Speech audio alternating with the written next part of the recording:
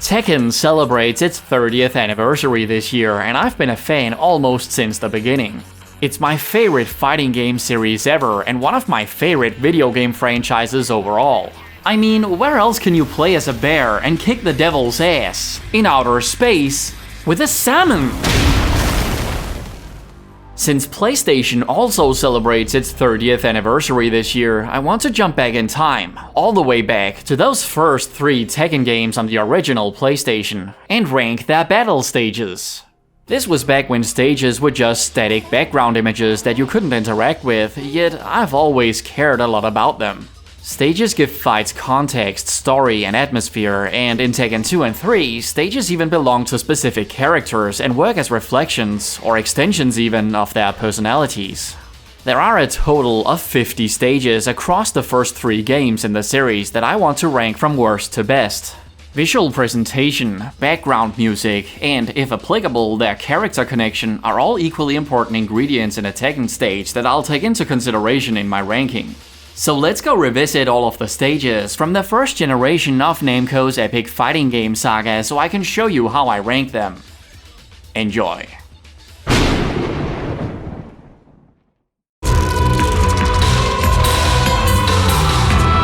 Venice is beautiful, yet Namco somehow managed to portray it as an ugly pixelated mess in the first game's Venezia stage. It's basically 50 shades of grey. Much worse than that, however, is the god-awful music. I appreciate the violins for that Venetian flavor, but everything else is just violence on my ears.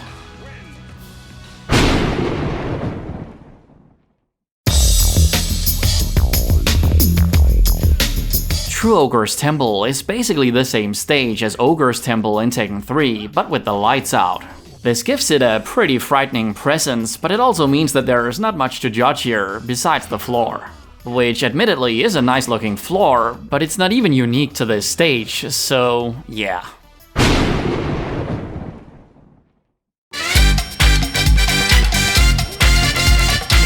Fiji represents everything that's typically bad about the stages of the first game. While they technically are the most advanced with their parallax backgrounds, they are mostly quite unimaginative and underproduced. Fiji, for example, is just a generic beach setting with no interesting features and very ugly color saturation.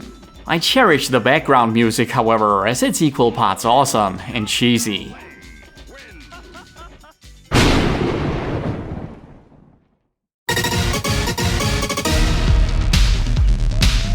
Sichuan is a pretty ugly stage from the first game. It's a gorgeous location in theory, as the arena is a big open field with endless mountain peaks in the background, but the colors are just hideous. Thanks to all the kung fu movies I've watched, I've always been enchanted by the Chinese countryside, but Namco did it dirty here. This setting calls for lush, vibrant colors, but it just looks so gosh darn depressing.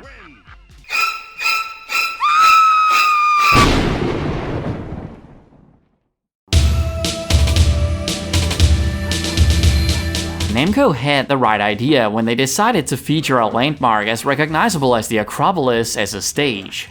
In execution, however, it leaves a lot to be desired. The Parthenon is prominently featured in the background, so that's good, but the stage design is just so lazy. It's a great example of the first game's tendency to rely solely on stock photos for atmosphere. The background music is outstanding, however.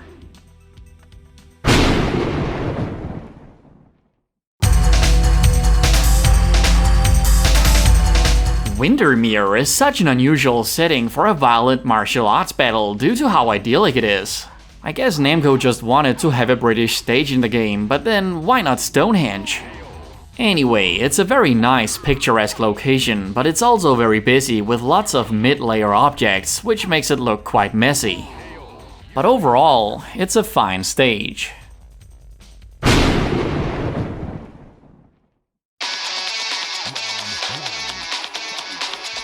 Mishima Polytechnical High School might very well be the most elusive stage in Tekken history, since the player first needs to unlock Ling Xiaoyu and Jin Kazama's school uniforms. It's a novel concept, but it's not a terribly exciting stage, let's be honest. Besides the fact that the school's football field is the arena, which is pretty fun, it's boring.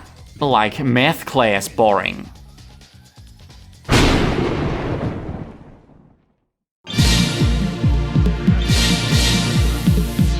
I have always had a soft spot for Stadium from the first game, as it's a cool setting that makes sense for a martial arts tournament.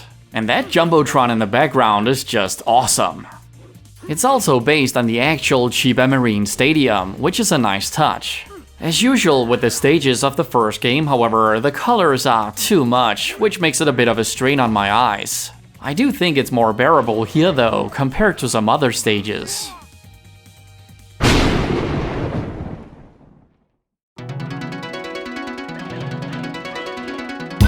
It's a fighting game tradition to have a stage that's set in a traditional Japanese environment, and Kyoto fits that perfectly. It's not the best version I've played of this type of stage, but it still gets the job done. I think it's way too bright, which could have been fixed if the stage had been set during, oh, I don't know, a sunset maybe.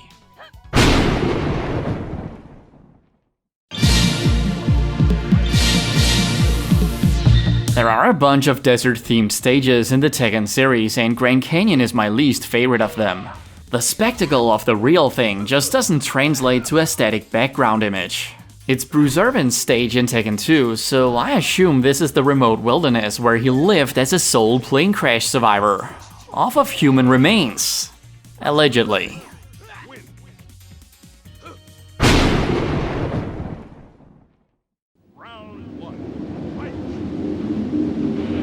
Nowhere Desert is Armor King's stage in Tekken 2, but supposedly it takes place somewhere in the Arches National Park in Utah. I guess it could be somewhere in Mexico as well, however, since that's where Armor King is from. Or maybe it's nowhere in particular, like the name suggests. It's a fine stage, but it feels like a much lesser version of its spiritual predecessor, which I'll get to later.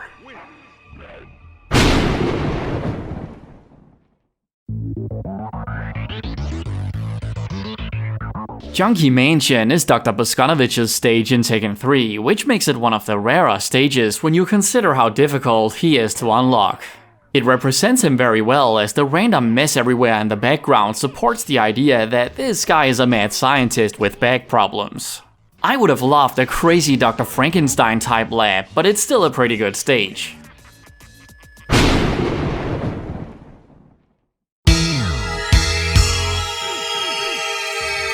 The first game's Chicago stage boasts a red night cityscape, but unfortunately there's a lot more of the rooftop floor than those beautiful distant city lights. Namco would greatly improve on this concept for a Tekken 2 stage, but I'm quite fond of this first iteration as well. I guess I'm just a sucker for this type of setting, even if it's not as good as it could have been.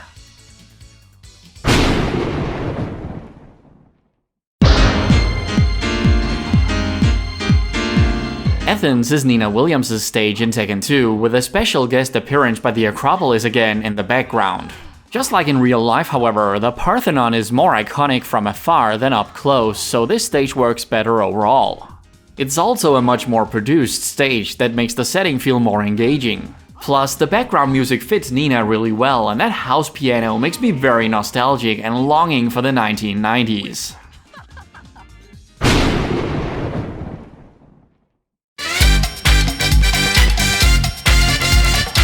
Beach is Roger's stage in Tekken 2, and this is where the Fiji theme really gets to shine. It's essentially the Fiji stage again too, but much more visually appealing. I don't think kangaroos live on beaches, but they are the two primary things everybody associate with Australia, so there you go.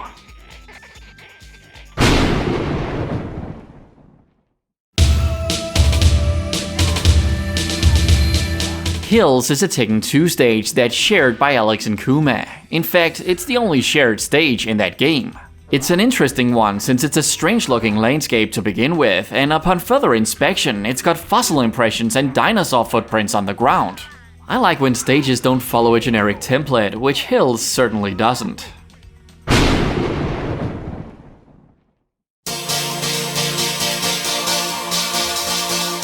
As opposed to some other desert-themed stages in the series, Arizona Desert is fun due to its infectious background music.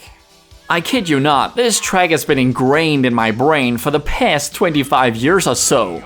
It's Michelle Chang's stage in Tekken 2, so you'll probably be able to spot Ganryu lurking in the background if you look closely.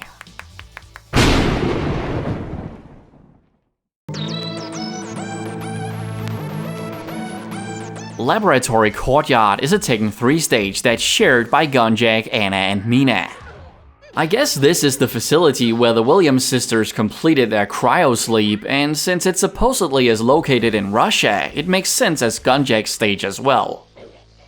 The industrial setting and the dark blue lighting evokes a Terminator-esque film atmosphere that fits Gunjack really well. Yo. I'll have what she's having.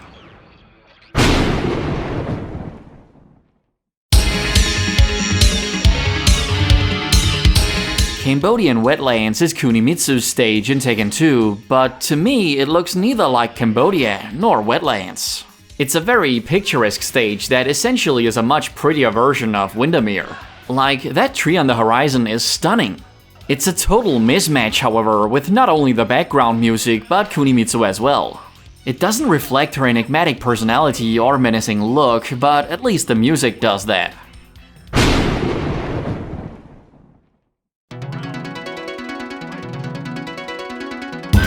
Kyoto at Sunset is Ganryu's stage in Tekken 2, and totally how a Kyoto stage should be done. The sunset makes all of the difference here, as everything is bathed in atmospheric orange hues. Just picture it as the setting of the final fight scene in a samurai or kung fu movie where the hero arrives at sunset to take on the final boss. It fits Ganryu very well, which most things don't, as it represents tradition, the pillar of sumo wrestling.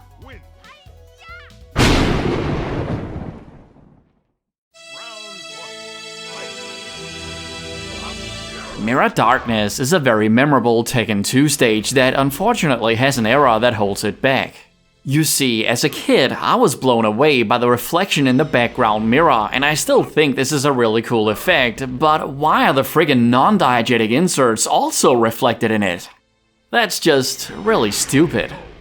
But anyway, Mirror Darkness is an impressive stage with its endless mirrors and the perfect setting for a dance with the devil.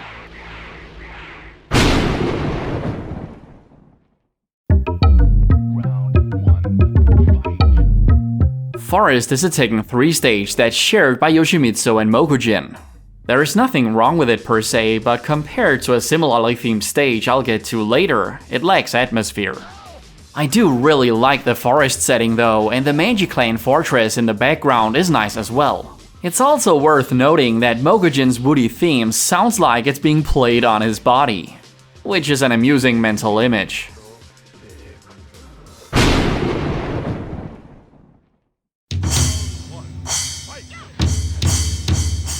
Korean Temple is Baekdo-san's stage in Tekken 2, and it fits the stern taekwondo master very well. It's great to have Korea represented like this in the series, and it's also interesting how it uses the Namdaemun Gateway in Seoul as part of a fictional setting. The background music is something else though. It's like a jam session in a fever dream.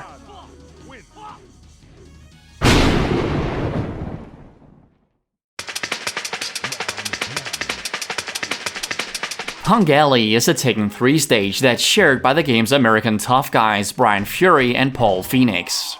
It takes place in a back alley beneath an elevated railway in what seems to be a bad neighborhood with graffiti on the concrete walls. There's a lack of proper street fight stages in the series, so I'm glad we got this one. Brian and Paul have hard-hitting drum and bass and hard rock themes respectively that both fit the stage like a studded glove. Hey, nice Easter egg.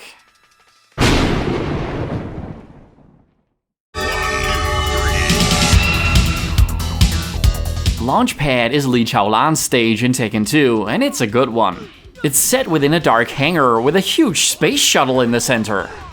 I'm not sure how this relates to Mr. Chaolan, but since he's got his hands in all sorts of businesses, I guess he's also invested in space exploration. This stage really stands out from everything else, and that's always a good thing.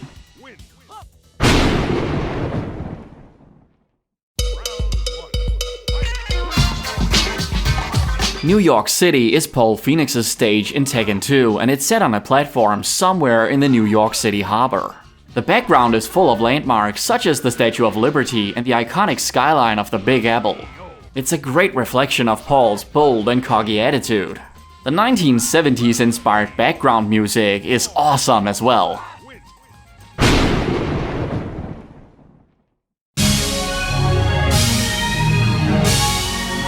The Great Wall is martial law stage in Tekken 2, and it's just such an obvious setting for a Tekken stage. Whichever part of it you are looking at, the Great Wall can be seen along the ridge of the mountains in the background, like a giant serpent. It would have been more epic if the stage had been set on the actual wall, but still, I'll take it. The background music sucks, however. It sounds like a symphony of bursting soap bubbles or something, what the hell? Law deserves better.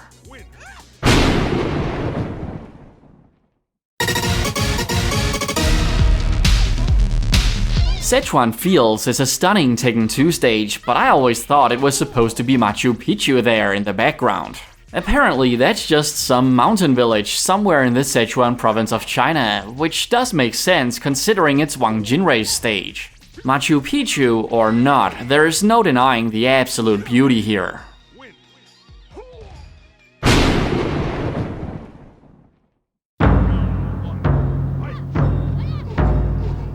Pagoda Temple is Heihachi Mishima's stage in Tekken 2 and essentially what would become known as the Mishima Dojo in later games. It's a very atmospheric stage with those candlelit towering statues of Mishima ancestors in the background. My favorite thing about it, however, is the Ayaigasa carving in the floor in which Heihachi and his late wife Kasumi express their love to each other. This tiny little detail carried over to the Tekken 7 version of the same stage 20 years later, where Kasumi appeared as a playable character.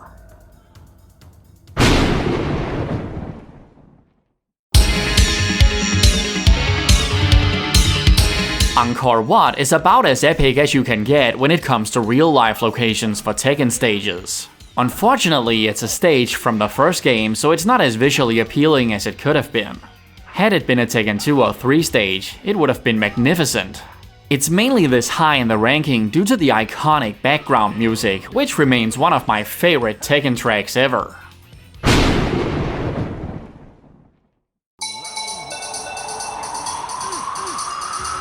King George Island is a stage from the first game, and it's hilarious. The fact that a tournament heat has been organized to take place in frickin' Antarctica is outrageous. The only fighter that's properly dressed for this is Polar Kuma. In spite of the silliness, I really like this stage, and the falling snow is such a cool touch.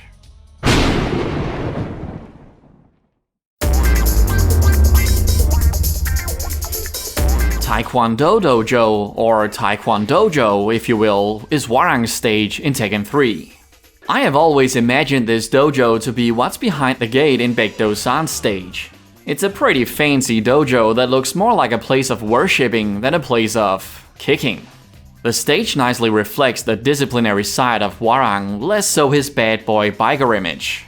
The music makes up for that, however, with a sexy 1970s inspired funk guitar.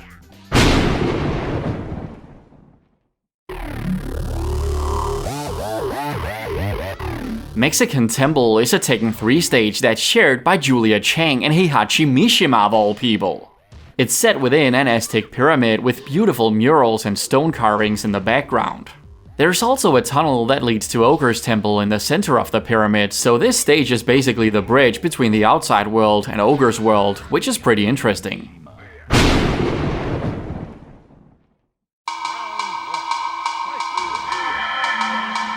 Eternal Darkness is Kazuya Mishima's stage in Tekken 2, and trust me, he is not someone you'd want to meet in the dark. The floor is all that's visible here, and it's covered with a beautiful medieval castle-style rug that makes everything feel a bit Dracula. The stage does a phenomenal job of accentuating Kazuya's intimidating presence, and it's also perfect as a penultimate stage.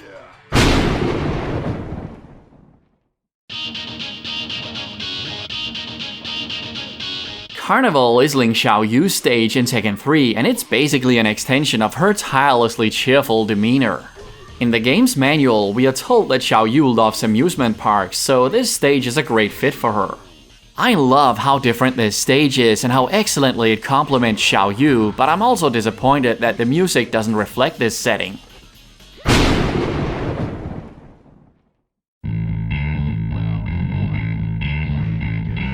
With that badass bass riff kicking in, you just know that some criminal scum's about to get his ass kicked and put in the slammer by Tekken's resident super cop, Lei Wulong. Hong Kong Street takes place at a square somewhere deep within the city, with narrow streets full of closed-down shops and restaurants branching off from it in every direction. It's unrealistically deserted for Hong Kong, but that's the limitations of the PlayStation. Let's just pretend it's very early in the morning and admire this little snapshot of the real world in Tekken 3. Overall, it's a great little stage for Mr. Wulong.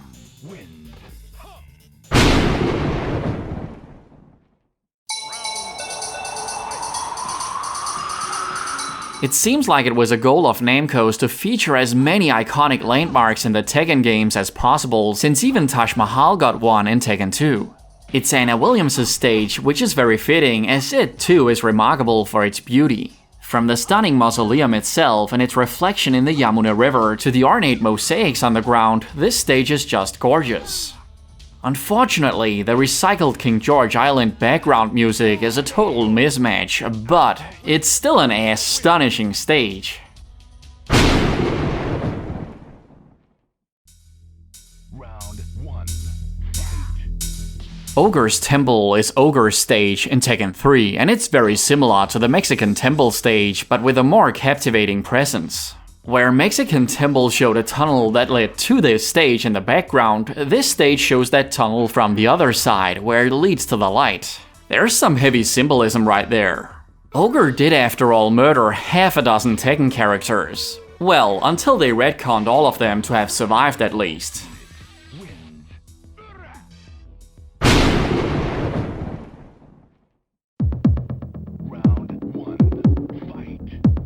Beach Island is Gon's stage in Tekken 3, Chicken. as well as the venue of Tekken Ball mode. With that clear blue sky, those palm trees, and a towering volcano in the distance, it's the perfect beach-themed stage and blows its two spiritual predecessors out of the turquoise waters. Honestly, I would love to go to this wonderful tropical beach island paradise. Unless I'd have to share it with that stinky little lizard.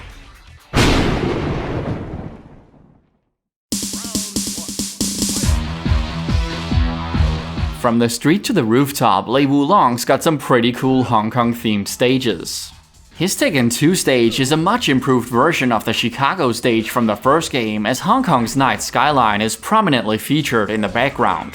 Even the floor tries to steal the show with a lit checkerboard layout and a giant yin-yang symbol that might be the world's coolest helipad. The background track is called The Place, and this truly is the place for a perp to get laid.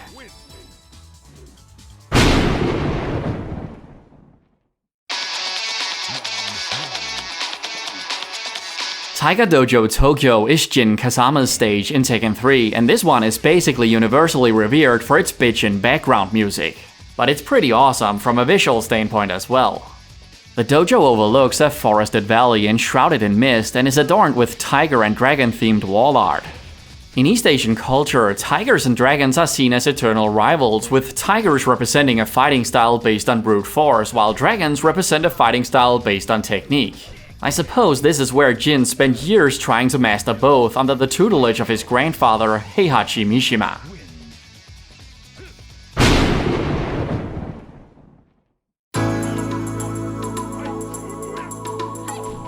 That background music is just lovely, and so is this wonderful little stage called Morning Fields, which is Jun Kazama's stage in Tekken 2.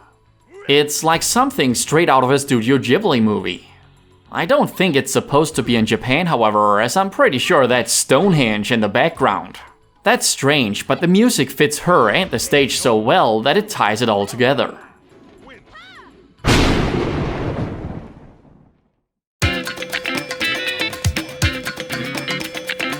Grassy Land is Eddie Gordo's stage in Tekken 3, and this is one I would love to be able to go explore outside of the battle.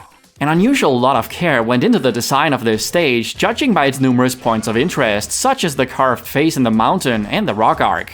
The lush tropical vegetation adds to the appealing presentation, as well as the fantastic Brazilian-inspired music.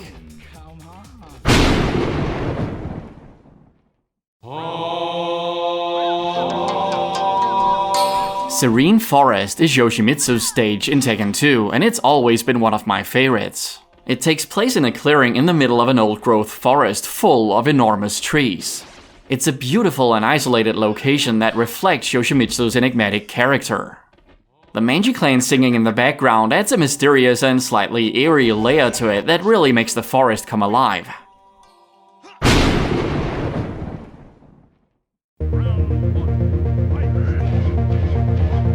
London Ruins is a fascinating stage that seems to exist in a different timeline since it portrays the, well, ruins of London. Seeing the Big Ben in a desert wasteland against an infinite ocean horizon is visually striking. I have no clue how this relates to anything, however, since I don't think the games take place in a post-apocalyptic future. It's P-Jack's stage in Tekken 2, so I guess it could be some sort of scenario in his combat simulation program.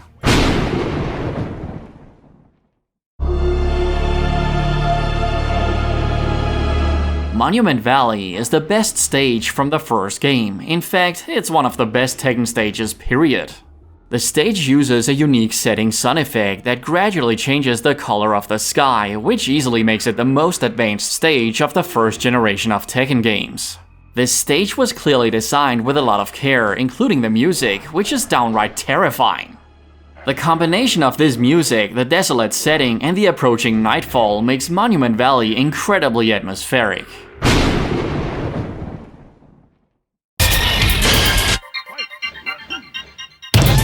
Akihabara is Jack 2's stage in Tekken 2, and it's always been one of my favorites. The industrial backdrop and the inhuman background music makes the whole thing feel very dystopian. Seriously, that horizon is frightening, but weirdly beautiful too, with the lights in the crimson sky. According to the manual, Jack 2 really likes this place, which is kind of adorable.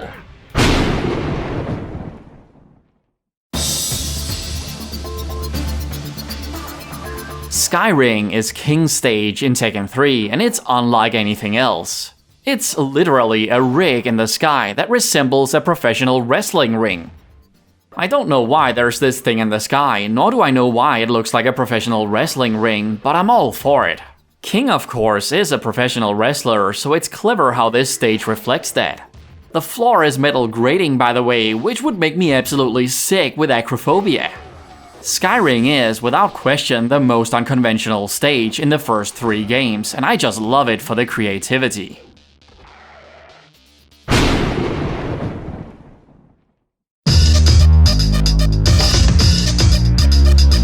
Martial Arts Dojo is a Tekken 3 stage that's shared by Law, Kuma, and Panda.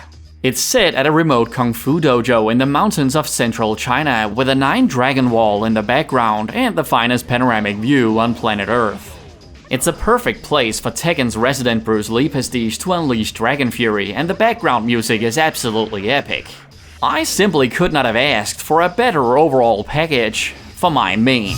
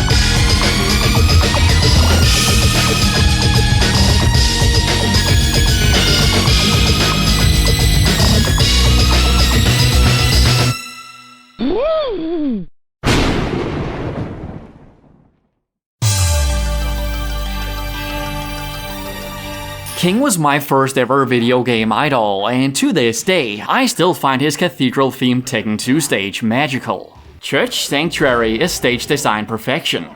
It's a perfect example of how the visual presentation, background music, and character association work in harmony to create the ultimate stage. It's such a unique setting as it sheds a light on King's humanity and kind soul, adding several layers to his already complex and mysterious character. That's it. That's my complete PlayStation era Tekken stage ranking. What are your favorite stages and what are your least favorites? Let me know in the comments. As always, thank you so much for watching. Take care.